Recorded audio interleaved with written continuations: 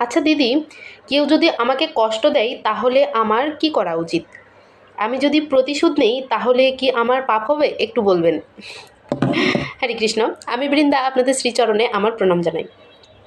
তো শুরুতেই আপনাদের বলতে চাই যে ভক্তদেরকে তৃণের মতো সহিষ্ণু হতে হবে।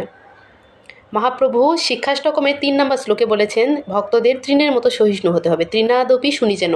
আমরা যদি নিত্যানন্দ প্রভুর দিকে একবার তাকাই তাহলে কি দেখতে পাচ্ছি? যে জগাই মাধায় কতটা অত্যাচারী, কতটা পাপী ছিল। মাধায় নিত্যানন্দ প্রভুকে কলসির কানা ছুঁড়ে মেরেছিল। নিত্যানন্দ প্রভুর কপাল কেটে দর দর করে রক্ত পড়ছিল, তবুও তিনি বারবার বলছিলেন যে তোমরা একবার কৃষ্ণ নাম বলো, তোমরা একবার হরি নাম বলো। তিনি জগায় মাধায় হেন পাপীকে পর্যন্ত কিন্তু উদ্ধার করেছেন।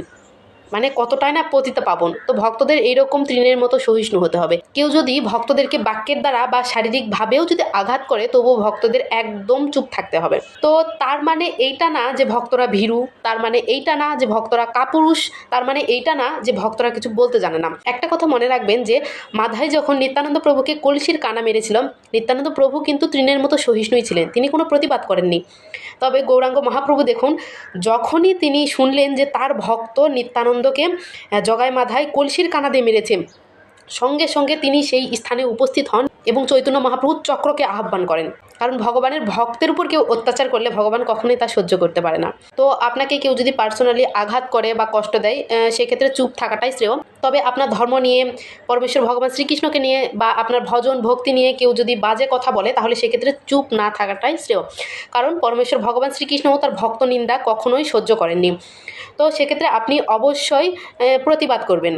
তবে আপনাকে পার্সোনালি কেউ যদি বাজে কথা বলে যে এই ছেলেটা ভালো না, এই হয়েছে সেই হয়েছে, তো সেক্ষেত্রে চুপ থাকাটাই শ্রেয়। কারণ পরমেশ্বর ভগবান শ্রীকৃষ্ণ সেটা অবশ্যই দেখে নেবেন। আর ধর্ম নিয়ে বা আপনার ধর্মকে কেউ ছোট করছে, আপনার ভজন নিয়ে কেউ কথা বলছে, আপনার পরিবার বা আপনার গুরুদেবকে নিয়ে কেউ অসম্মান করছে, সেক্ষেত্রে আপনি অবশ্যই অবশ্যই প্রতিবাদ করবেন। তো আমার ক্ষেত্রেও মেইনলি এইটাই হয়। আমাকে পার্সোনালি কেউ যদি বলে যে তুমি অনেক বাজে মেয়ে, তুমি অনেক খারাপ, তুমি অহংকারী, আমি কিছুই মনে করি না। তাদেরকে আমি আরও অনেক বেশি থ্যাঙ্কস জানাই যে আপনারা এভাবেই আমার নিন্দা করে আমার সেই পাপরাশিগুলোকে ভস্মীভূত করে দেবেন, আমি এটাই চাই। তবে কেউ যখনই আমার গুরুদেবকে নিয়ে বা আমার এই যে ভক্তি জীবন নিয়ে বা এই যে তিলকমালা পরা নিয়ে যখনই আমাকে কেউ অ্যাটাক করে বা এই যে বাজে কথা বলে, আমি একদমই নিতে পারি না। তো আপনারা আমার অনেক ভিডিও দেখেছেন, আমি এজন্য রিপ্লে ভিডিও করি। তো যাকগে, আপনারা অবশ্যই চেষ্টা করবেন তৃণের মতো সহিষ্ণু হওয়ার জন্য।